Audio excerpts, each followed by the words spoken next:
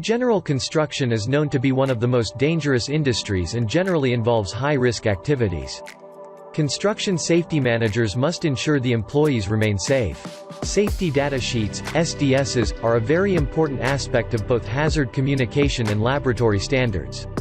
SDSs are required to provide employees with the information they need to know about the hazards of materials being handled.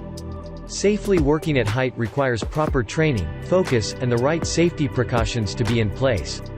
Taking shortcuts and becoming complacent can lead to serious injury or fatal accidents. Slips, trips, and falls are among the leading causes of workplace injury, but nearly all of these incidents are preventable. Assess safety measures, such as training, planning, and proper use of fall protection systems and construction safety equipment. To ensure construction safety, workers need to understand how to inspect a safety harness before use. Check the following components regularly: lanyards, tie-off adapters and anchorages, as well as horizontal lifelines. Before you step on a ladder, look for loose, movable, broken, or missing ladder rungs or steps.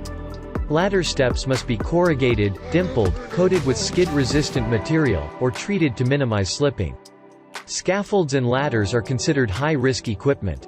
Some ladders and scaffolds are stationary, reducing their risk of endangering workers who are not using them. Moving equipment or equipment used to lift or lower loads are more dangerous than scaffolds and ladders to both the employees and the public. Daily inspections of cranes and their components are required before, during, and after each shift. Maintain work permits, evaluate operator competency, observe safety measures, and evaluate job results. This regulation applies to cranes, hoists, industrial lift trucks, and accessories used for lifting loads. The strength and stability of lifting equipment as well as its proper positioning and installation. Noise may seem to be an unlikely factor for the construction safety, but workers suffer from hearing impairment year after year due to excessive noise at work. Hand-arm vibration syndrome, HAVS, is a condition that affects employees due to prolonged use of vibrating tools and equipment such as concrete breakers, hammer drills, and grinders.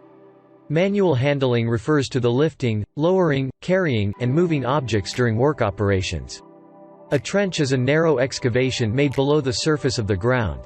Trenching presents serious safety risks to all workers involved.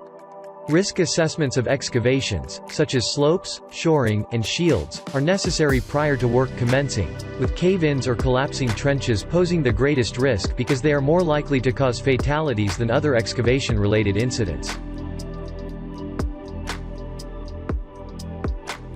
Electrical exposure has long been recognized as a construction safety risk, with electrocutions being the most dangerous.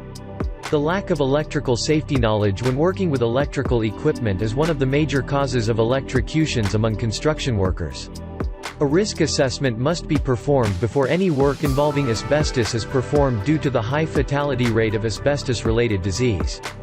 Building materials such as bricks, tiles, concrete, and mortar generate silica dust when they are cut, drilled, ground, and polished. Exposure to silica dust can cause lung cancer, silicosis, and chronic obstructive pulmonary disease. This concludes general construction. I hope the video showed the hazards involved. Thanks for watching. Please like and subscribe for updates.